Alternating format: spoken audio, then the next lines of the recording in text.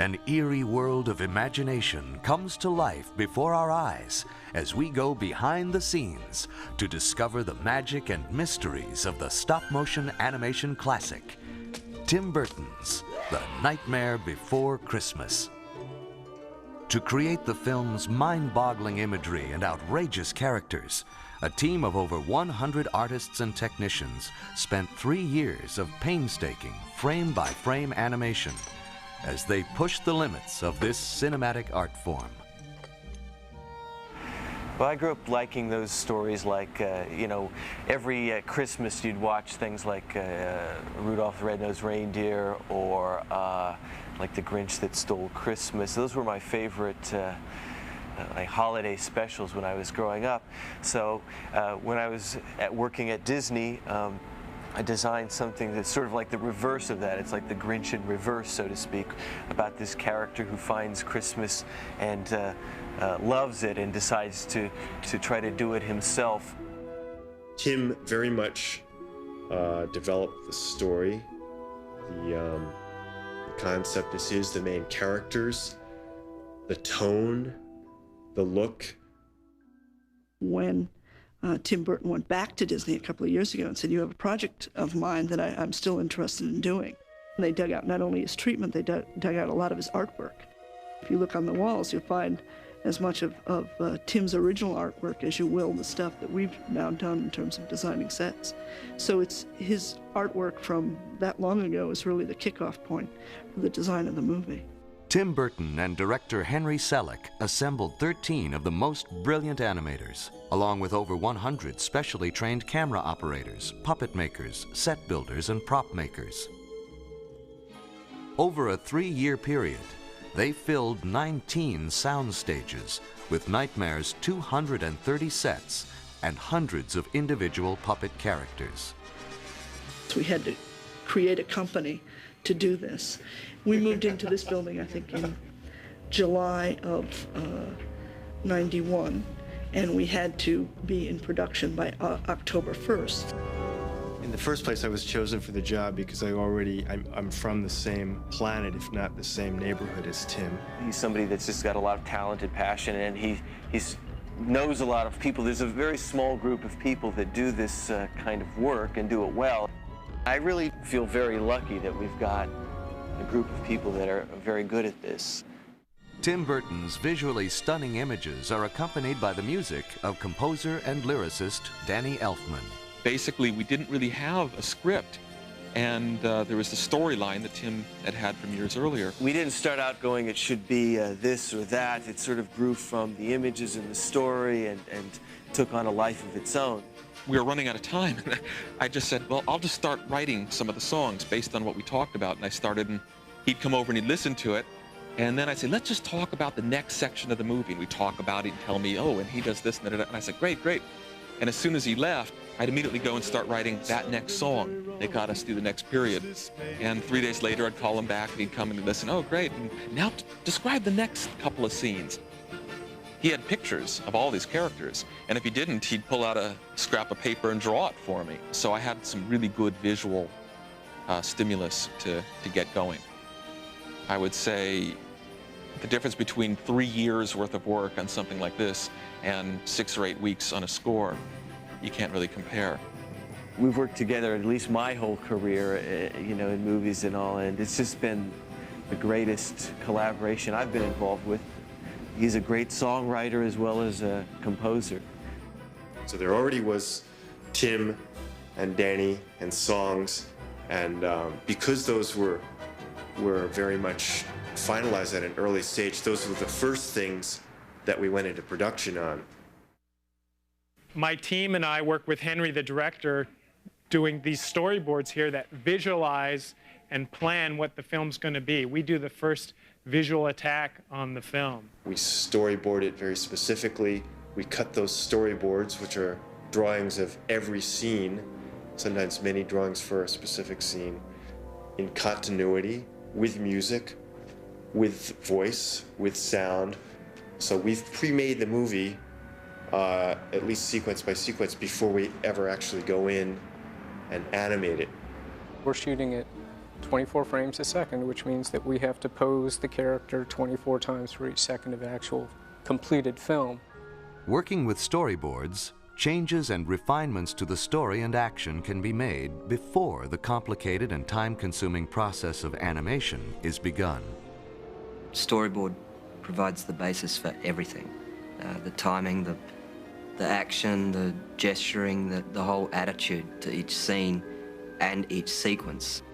I'm the art director, and what that involves is creating the environments based on the storyboard, based on Henry's requests, based on what Tim's drawings look like, etc., trying to stay consistent with that look. The art direction is very much along the lines of what Tim Burton has done in other films, especially his first short film, Vincent, German expressionist combined with Dr. Seuss.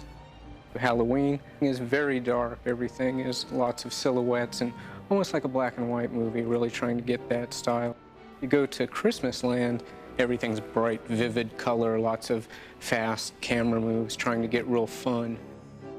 The real world is very sort of simple. Everything's isometric angles, very regular. All the houses are variations on the same theme. The colors are more pastel. Start doing a lot of sketches, try and get a lot of choices together for Henry. And then Henry comes in and makes his buy, literally. We just pin up 5 or 6 of everything. He has a feeling about what he personally thinks works the best. We combine them, get it down to a couple of alternatives, and then all focus on that. It should be like opening a book, like a pop-up book, or finding an illustration in a storybook that feels like you could fall right into it.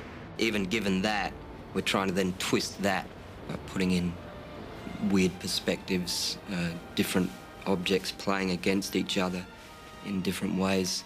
The art directors wanted to give the sets and characters a look that was reminiscent of the pen and ink illustrations of artists like Ronald Searle or Edward Gorey, with their elaborate textures and cross-hatching.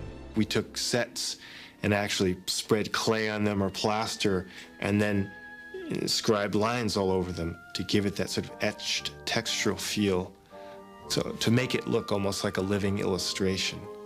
Textures, also color. Tim was very specific about it. He said your palette for this town is black, white and orange, and we generate the necessary tools for the set people to maintain that look. From there, we do either a scale drawing, like a quarter scale drawing of the thing.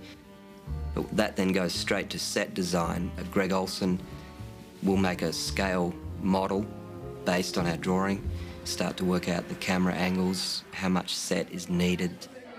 Once the conceptual art is done, we have to somehow realize it in 3 dimensions: height, width, depth.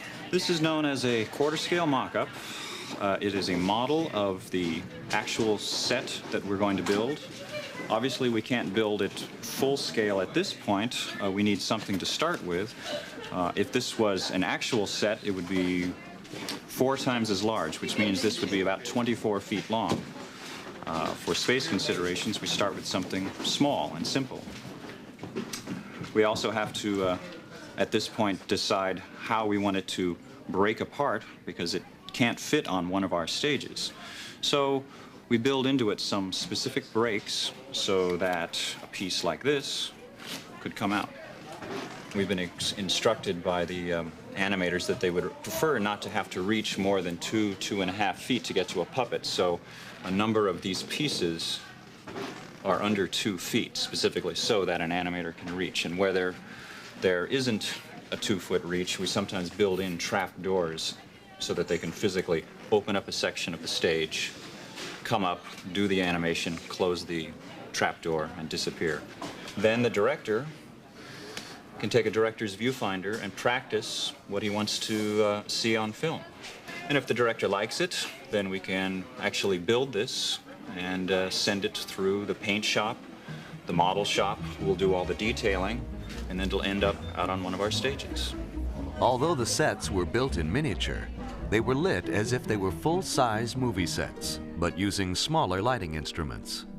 Many of the scenes required as many as 20 to 30 different lights to create the dramatic effects. What we're trying to avoid is looking like we're doing tricks. Coupled with that, trying to keep some style to it. The biggest challenge on the show, I'd say it's keeping it consistent. There's 8 camera crews. One of the things that we are pushing the barrier with is a lot of motion control camera moves. So that means big, sweeping camera moves going through the scene as the characters act out. Particularly during songs, it's a lot of fun as an animator to be able to work on stuff like that because it makes your shots look more like a live-action film, more fun. I'll talk to the director, and he'll tell me what the action is, and he'll give me an idea where he wants the camera. And then what I'll do is I'll take my motion control camera, which has all these different axes. It has track that'll take it in and out. It has swing, which will swing it around on this axis. It has a boom arm that takes it up and down. And then right here on the head, it also has a pan and a tilt and its own roll, and sometimes even a focus if I need to do that. So all those axes are programmed for the shot. Now here it is. We've given it 2 positions. Now the computer's going to compose the move for me. I've given it its start position, I've given it its end position. It'll use those 3 axes, the track, the boom, and the pan, and they're all going to play back in a way that will be hopefully pleasing to the director. And here it goes. As you see now, I'm getting my frame count here. Here's the whole move from frame 1 to 100. Basically, it's a lot of communication between me and the animator. When we tweak with it, we have about 3 days to do this, to get the shot ready to go before the animator has to take over the shot. Surprised, aren't you? I knew you would be. The sculpture department, there's about 3 or 4 folks doing all the characters. We get drawings of the characters that the art department puts together, and then we sculpt them in oil-based clay. The oil-based clay is just the easiest because it's just very versatile, and it can be smoothed out with alcohol, and it has to be a soft medium, something pliable that when it's molded, we can use a hard mold plaster and it won't rip up the mold, and we can put the soft foam rubber into the same mold and it'll pull out. Each puppet has an armature inside it, which is basically a ball and socket, which enables you to move a puppet like these. We usually get a sculpture or a drawing of a front view and side view, and then we'll determine where the joints are supposed to be. Usually the joints are one of 2 different types. There's ball joints and then there's hinges. Ball joints are like in his neck here. He can move it, almost like a universal joint, any amount of range. And those are good for general purpose joints. And hinges are really good for like down here in hips and in his main body because they can be tightened off really strong. All the intricate parts and pieces of the armatures were hand machined to fit perfectly for each puppet, ensuring that each tiny movement would look smooth and fluid when posed 24 different times for each second of film. After a puppet a character is sculpted, then it goes to the molding department and it goes through the entire molding process. After they make a mold, they then lay a steel armature in the mold. The mold gets injected with a foam latex material that covers the armature. It's then baked out in an oven, taken out of the mold, and brought up to fabrication. From that point on, that puppet belongs to myself and my crew, the puppet fabrication department. We put the different paint jobs or clothing, hair, fur, everything else that gives the puppet its full character, and then it goes out for animation. This movie will have approximately 60 individual characters. We will make as many as 3 to 4 duplicates of many of those characters. So the total number of puppets of this film is closer to 200. We have as many as 20 stages going at once, as many as 15 animators working at once. One animator's working with Jack climbing a tower, and another's working with Jack walking through the woods, and a third's working with Jack singing out in the streets. The Nightmare Before Christmas brings to the screen dazzling stop-motion imagery, unprecedented in its scope and technical achievement. I think just the characters and the feel and the look of them, it pretty much, I think, had to be animation. Here, let me show you. Stop-motion animation is a process whereby we take a puppet like this and we move them a little bit. Take your hand away, take a picture. We move them a little bit more. Take the hand away, take a picture. We repeat that. Picture, picture. We develop the film and we play it back, and without my hand being involved at all, his arm's gonna swing around like this. It's a way to bring inanimate objects, objects that aren't alive, to life. To complete just 1 minute of finished film takes an entire week of shooting. It requires, in my opinion, quite an artist and a technician, and that's a hard combination to find. A very important part of doing really good stop motion is the same as any other animation, and that's being able to act things out for yourself and really feel it, and then translate that into what the character does. By getting my own imagination going and seeing how it's going to play in my mind, I act it out, and I play with the puppet a little to see if my actions can be duplicated by the puppet. And if they can, then I talk to Henry, the director, and see if he likes it. They'll memorize it with their body, act it out several different ways. I'll act it out for them. We go back and forth and arrive on something. Down, takes it up, looks, there's something in there, huh? Reaches inside, gets bit, and then fixes it on, and leans in just as they finish. Christmas time. Now. I think a lot of animators, stop-motion animators and 2D animators also, are just frustrated actors and possibly shy actors like myself who, wouldn't want to get in front of the camera. And so it's kind of the nice sense to be able to let people see you, but not really see you. I get to hide behind puppets. We know the basic blocking. We know the length of the scene within a few frames. So there's a very tight, confined space the animator has to plug in. At that point, the animator becomes the character. Eureka! Jack, he's designed as a long-limbed, elegant, spider-like man, and naturally sort of wants to move that way. We'll go insofar as actually analyzing that stuff frame by frame with a video recorder just to see how things move. We get the move nailed and lighting, and we shoot tests, and we put them on loops and see them over and over and comment on virtually everything. We do a series of tests called pop-throughs and run-throughs, and I talk with the director. He'll tell me what he likes, the changes he wants, and then we'll go for the final take. We'll just be testing 3 or 4 times to make sure we like the action. And when the animator and the director feel comfortable with the acting that's going on, the overlapping of action between characters, then it's like, okay, now go for the hero shot. But in 6 days, something might happen, like a light might get jarred or the camera might slip. And when you're playing it back at speed, you're going to notice that. And that sometimes is a shot killer. It's not like a cell animated film where if you have a little problem with a frame, you can go back and erase that line, redraw it, and then rephotograph it. If you have a problem with a frame, you have to rephotograph the entire thing. So you've always got that sort of pressure on top of your head that, while you're in the middle of a 400 frame shot that's taken 10 days to shoot, it's the 9th day and something goes wrong. Ah, there goes Christmas.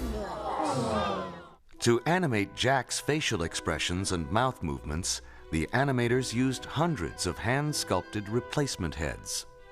So every time he makes a different mouth position, A, E, I, O, U, and then everything in between, and then in a mad way or a sad way or a happy way or a neutral way, we have to have a whole different sculpt of the head. We might use as many as 400 distinctly different Jack heads. Voices are read on exposure sheets so we know precisely when to change a mouth position. We've fed a photograph of each head into this computer. Then we pick a head to match each syllable of the character's dialogue or song.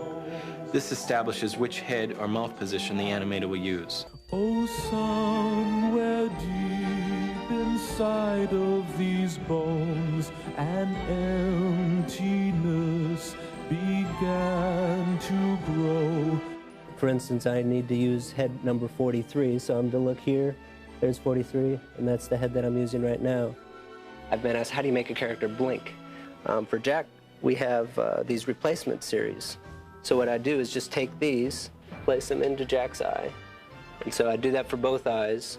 And then after I take that frame of film, I take this out, close it a little bit more, take the frame of film, and then put the closed eye in. I might do this for 3 frames. So you're getting very quick action of just a blink, which brings the character to life even that much more. And that's just one more element of his realism. Just an extra touch. Sally, she's actually probably got the best armature for subtle acting. She is supposed to be a little off balance, out of kilter, so we push her, we actually turn the camera at times, we put her neck out of joint, try to make her feel like she's faltering at times. The puppet of Sally is able to speak and show emotions in a similar way to Jack. Animators can choose an entire new face for every expression change. Because she has lovely long red hair, and we can't easily change her whole head, like Jack's, we have given her a mask. So from her hairline back, there's literally a mask for every expression change. To try and get the kind of character and acting and just technical smoothness that hasn't been seen in the medium before is the biggest difference in this film. The final layering of atmospheric effects includes snow, smoke, shadows, fire, and electric lightning bolts. Here, Gordon Baker studies a frame of packages being delivered by cartoon ghosts. First, the packages, which we fly on strings, are traced a frame at a time in a process called rotoscoping. Then the ghosts are hand-drawn to fit a frame at a time around those packages. The two are composited together, and that's the result you see. Certainly no movie has been done to this extent, to this level in stop-motion animation with these kind of production values. There's not a lot of glamour, and it's very hard work. You have to repeat what you're doing constantly. It's like making a live-action movie in slow motion, really. You can't embark on a project like this and just dream about when it's all over. You really have to enjoy the meticulousness of the work. Also, on a daily basis, we always have a few completed shots, and that's what we live for, and that's why most of us got into animation, when all of our efforts come together and bring a character to life. If it all works together and runs smoothly, that's the payoff, that's the reward. I'd like to think that our efforts, using real light, real materials, real sets, and real talent will, give the audience something special, maybe a certain level of charm.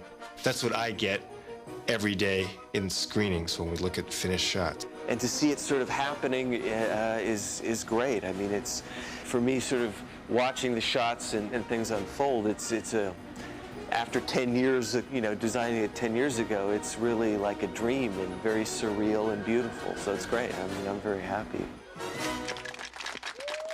I believe it was our most horrible yet. Thank you, everyone.